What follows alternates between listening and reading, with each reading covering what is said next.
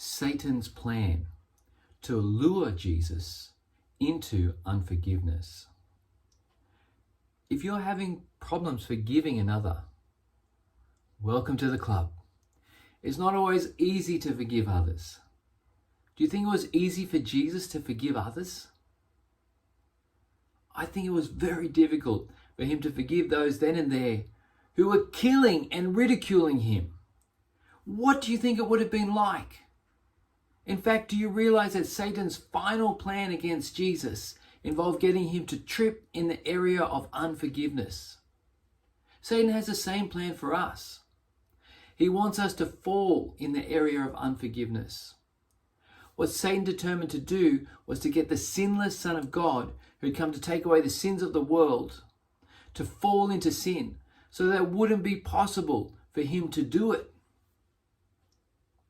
Anyone who reads the Gospels can see that Jesus didn't look like he was going to fall to the daily temptations of life as he was going about his ministry in the end. Therefore, Satan hatched a plan like he had with Job to bring so much torment and so much suffering in such a short period of time that Jesus would break as a result of the frailty of his humanity.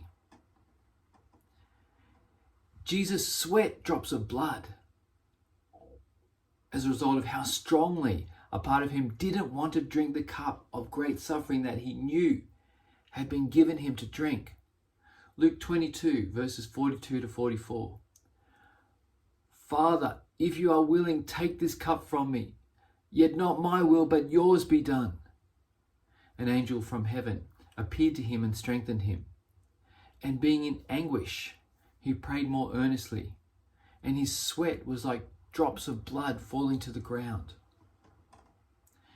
When he saw Peter rise to his aid and strike one of the ones coming to capture him, he faced a choice of whether to show love to the one whose ear had been chopped off and pray for his healing or not. When Jesus' followers saw what was going to happen, they said, "Lord, should we strike with our swords?" And one of them struck the servant of the high priest, cutting off his right ear. But Jesus answered, "No more of this." And he touched the man's ear and healed him. Luke 22, 49 to 51. He faced a choice when he was spat upon. Matthew 26, 67. Then they spit in his face and struck him with their fists. Others slapped him. He faced a choice when he was punched. Mark 14:65. Then some began to spit at him. They blindfolded him, struck him with their fists, and said, "Prophesy!" And the guards took him and beat him.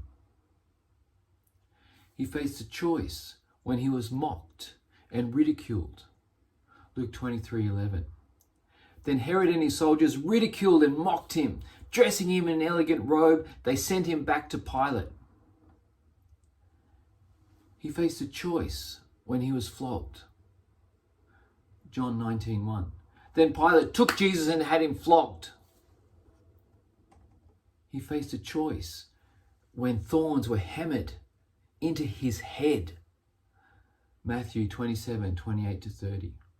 Then they stripped him and put a scarlet robe on him, and they twisted together a crown of thorns and set it on his head. They put a staff in his right hand and knelt in front of him and mocked him. "Hail, King of the Jews!" they said. They spit on him and took the staff and struck him on the head again and again. He was tired, he was hungry, he was thirsty, he was in pain. He faced a choice when he was told to pick up his cross and carry it. John 19:17. Carrying his own cross, he went to the place of the skull, which in Aramaic is called Golgotha. He carried it as far as he physically could before collapsing, but he still had to make that choice. It was his choice to keep his heart right with God while they hammered the nails through his hands. The same is true as they hammered a nail through his feet. At every point he had to make a choice to respond in the right way and not hold unforgiveness in his heart. Just a moment of weakness because of the intensity of the temptation would have led him to have lost it and have spoken abusively at those around him. If someone really gets on our nerves, most of the time, we will not last very long before we lose it. Jesus knew what was at stake here.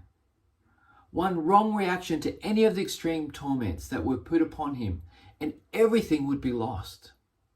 He had to keep the love of God in his heart toward all others, no matter what.